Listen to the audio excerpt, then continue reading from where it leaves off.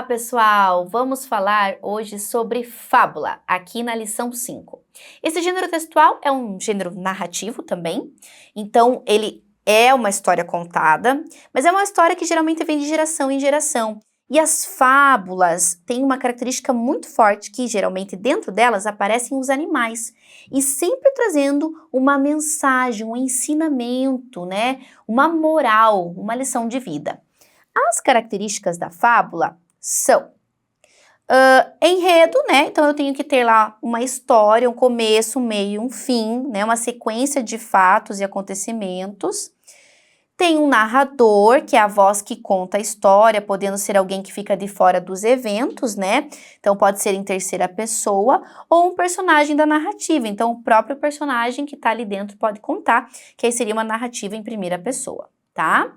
Temos os personagens, né, que são os animais que praticam as ações e vivenciam experiências. Então isso é interessante, né, porque os animais falam dentro da história. Um espaço, que é o lugar onde se passa a narrativa. E o tempo, assim como todas as narrativas exigem, né? Espaço, tempo, que é o período ou a época em que os fatos narrados acontecem, tá? Outros elementos importantes da narrativa é como ele se divide, né? Então, essa fábula, ela se divide assim. Situação inicial, que é o ponto de partida da história, né? Que é onde são apresentados os personagens, o lugar, o tempo. O conflito, que é o desequilíbrio dessa situação. Então, depois disso já vem o clímax, que é o momento ápice, que é o momento de conflito ali, né? Que já está preparando o leitor para o momento que vai fechar a história. E o desfecho, que é a situação final da narrativa, né? Que pode ter o conflito resolvido ou não. Muito bem? Então, vamos lá. Você deve conhecer algumas fábulas. Eu quero ler para vocês aqui a fábula História de um Leão. E depois a gente vai pensar em fazer as questões também. Vamos lá. Certa tarde, um leão estava deitado à beira de um lago, descansando de um farto almoço.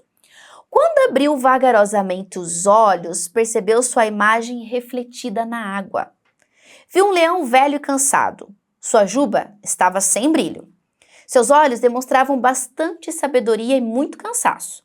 Ficou um longo tempo pensativo olhando para sua imagem e sentiu um frio correndo em seu enorme corpo, arrepiando seu pelo. Levantou-se e começou a caminhar. Sabia muito bem que o momento de seu reinado estava chegando ao fim. O que seria dele? Os leões velhos costumam ficar para trás e acabam morrendo de fome e sozinhos. Mas seria justo ser afastado do bando? Ele fora um leão corajoso, valente e um excelente caçador. Conduzira o bando por tanto tempo e agora seria esquecido. Teria que contar com a sorte para sobreviver? Essas perguntas não paravam de martelar em sua mente. Pela tradição, o leão mais novo, mais forte, mais corajoso, tomaria seu lugar. Os outros leões iriam segui-lo e não mais se recordariam do antigo rei. Preciso fazer alguma coisa, pensou o leão. Sei que é a lei da natureza, mas não me sinto tão velho. Ainda posso ser útil ao bando. Então, o velho leão convocou o bando e propôs uma nova lei. Daquele dia em diante, os leões que ficarem velhos não serão banidos do grupo, irão se ocupar em outra função e não serão deixados para trás. Os leões jovens e sedentos de poder começaram a rosnar alto. Não queriam mudar nada. A nova lei poderia prejudicar suas possibilidades de reinado. Os leões adultos nada disseram, pois gostavam muito do rei. A reunião transformou-se em uma grande confusão. Alguns leões mais afoitos partiram para cima do velho leão. Rosnavam bastante, mas nada aconteceu, pois velho leão ainda era o rei daquele bando e seu rosnado era temido por todos. Com vários rosnados de grande rei, ele explicou qual seria a função do leão velho e que isso não atrapalhava a vida do bando. Todo leão, quando envelhecer, terá por função ensinar aos filhotes do bando como se transformar em um majestoso leão. Ensinariam a rosnar alto, a caçar, a defender o bando e tudo que um leãozinho precisasse saber para se tornar um leão adulto. O bando ficou quieto ouvindo os rosnados. Depois de sua fala, o silêncio foi geral. Nenhum leão se manifestou. Foi então que algumas leoas começaram a rosnar. Elas achavam que aquela era uma decisão muito sábia. Quem melhor para ensinar a ser um bravo leão senão o próprio leão experiente, que um dia fora majestoso? Era uma lei que elas defenderiam, pois não prejudicaria de maneira alguma a vida do bando e só ajudaria a fortalecer a organização dos leões. Os jovens leões, depois da defesa feita pelas leoas, acabaram concordando que era uma lei justa. Pediram desculpas ao velho leão e começaram a rosnar em sinal de aceitação. O velho rei ficou muito satisfeito. Poderia entregar o reinado sem se sentir rejeitado. Afinal, não se sentia acabado.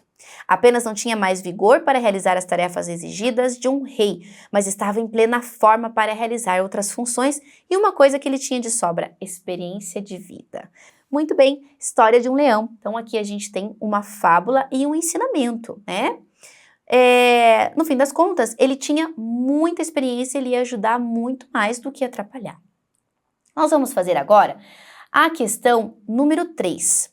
O motivo em torno do qual se passa toda a narrativa é porque o leão, então o motivo pelo qual se passa toda a narrativa é porque o leão se achava feio? Não tinha a ver com a beleza dele, né? Tinha a ver com a idade. Percebeu que estava ficando velho? Pode ser, não sei, vamos deixar ela aqui esperando um pouquinho. Não se importava com o bando? Não, pelo contrário, né? Ele achava que ele tinha muito ainda para ensinar. E não queria responsabilidades com o bando. Queria sim, ele queria continuar sendo o exemplo, porque ele tinha experiências. Letra B é a correta. Muito bem, agora eu quero que vocês caminhem comigo para a questão 6. As outras aqui, vocês vão fazer sozinhos, ok? Vamos lá, questão 6.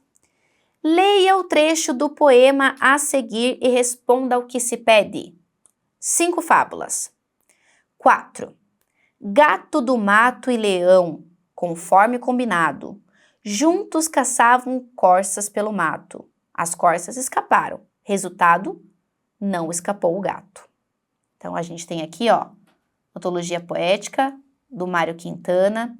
E a questão 6 diz assim: por que o poema anterior pode ser chamado de fábula, como diz o título, né?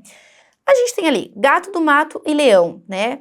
Então, nós temos os animais. Então, isso aqui já é uma característica de fábula. Conforme combinado, juntos caçavam corças pelo mato. Então, eles juntos estavam caçando. As corças escaparam. Resultado, não escapou o gato, né? Então, aqui a gente tem a lição, a moral final, né? Então, o que acontece? Elas escaparam, né? Mas o gato não escapou, ou seja, né? O leão acabou atacando o gato, né? Então, a gente pode usar aqui como resposta bem completa, você explicando a partir das características que a gente aprendeu, né? Que ali aparecem os animais, que ali nós temos também uma moral, né? Um ensinamento. Não tem falas porque é curto, mas a gente vê característica muito forte de fábula aqui. Muito bem? Finalizem as questões e nos vemos na próxima lição, pessoal!